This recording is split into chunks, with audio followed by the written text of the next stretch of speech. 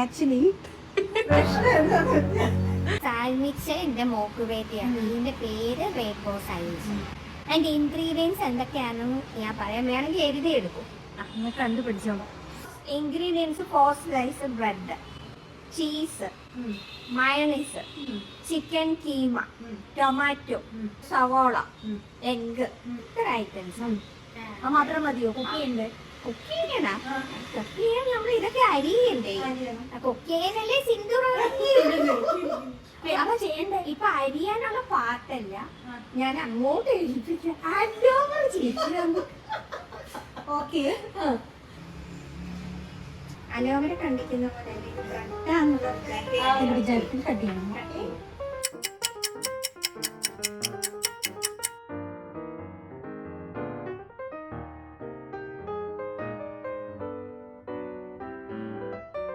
റൗണ്ടിൽ കട്ടി കുറച്ചരിയണേ. തിന്നായിട്ട് എനിക്കറിയാൻ പറ്റുന്ന മനസ്സിലായി. ടൊമാറ്റോ, ഒരു 2 table spoon chicken keema, 2 table spoon mayonnaise.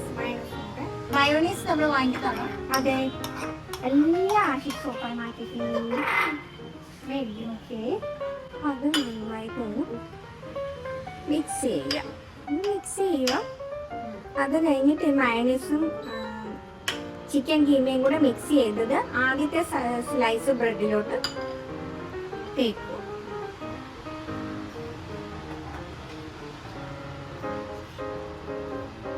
ഈ ചിക്കൻ കീമ എന്ന് പറയുന്നത് വേവിച്ച ചിക്കനാണോ?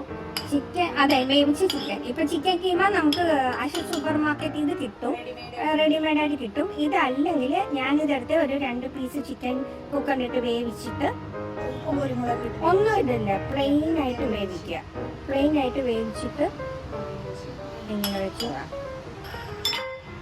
അടുത്ത സ്ലൈസ് ബ്രെഡ് വെച്ച് ക്ലോസ് ചെയ്യും.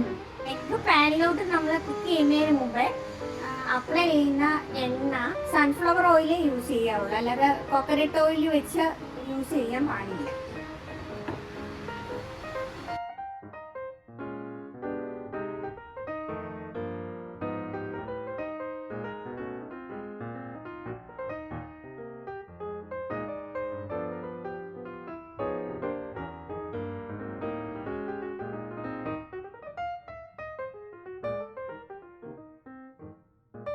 എഗ്ഗ് പൊട്ടിച്ചൊഴിക്കുമ്പോൾ അതിന്റെ നടുക്കത്തെ ആ എല്ലോ പൊട്ടാതെ വേണം.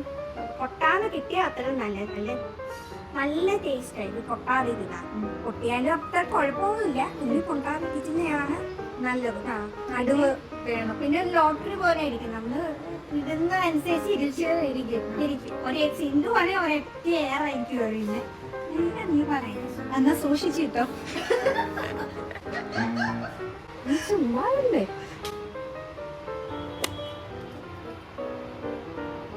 പൊട്ടിക്കാൻ അറിയത്തില്ലെങ്കിൽ ഇങ്ങനെയാണ് എടുക്കാനാണ് ഞാൻ സിന്ധുവിനെ വിളിക്കുന്നത്. അതാണ് ഒരു ടാസ്ക്, ഭയങ്കര ഒരു ടാസ്ക് ആണ്. ചീസ് എന്ത് ചെയ്യാനാണ് പൊളിക്കാൻ പറഞ്ഞേ? ചീസ് എഗ്ഗിന്റെ മുകളിലോട്ട് വെക്കണം.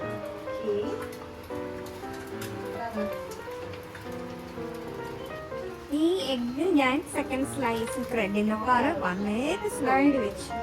ഈ ചീസ് അതിന്റെ മുകളിലേക്ക് വെച്ചു. ഈ 3rd സ്ലൈസ് ബ്രെഡ് വെച്ച് ക്ലോസ് ചെയ്തു. 3rd സ്ലൈസ് ബ്രെഡിന്റെ മുകളിൽ കഞ്ഞി വെച്ച ടൊമാറ്റോയോ മുകളിൽ വെച്ചു. മൈനസ് അതിന്റെ മുകളിൽ വെച്ചു. 4th സ്ലൈസ് ബ്രെഡ് കൊണ്ട് ഇത് ക്ലോസ് ചെയ്തു. ഇത് വേണമെങ്കിൽ ഇങ്ങനെ നമുക്ക് കഴിക്കാം, അല്ലെങ്കിൽ കട്ട് ചെയ്ത് വെച്ചാൽ മുറിച്ചിട്ട് കഴിക്കുന്നതിനേക്കാൾ ഇങ്ങനെ കഴിക്കുന്നതാണ് നല്ലത്. ഇതൊരു ഒരാൾക്ക് കഴിക്കുമ്പോഴത്തേക്കും ഒരു ഫില്ലിങ് ആവും അല്ലേ? 2 പേർക്ക് നല്ല സുഖം.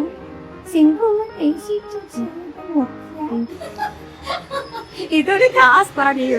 ആക്ച്വലി എന്നെ കൊണ്ട് ഇത് കഴിപ്പിക്കണോ? ആക്ച്വലി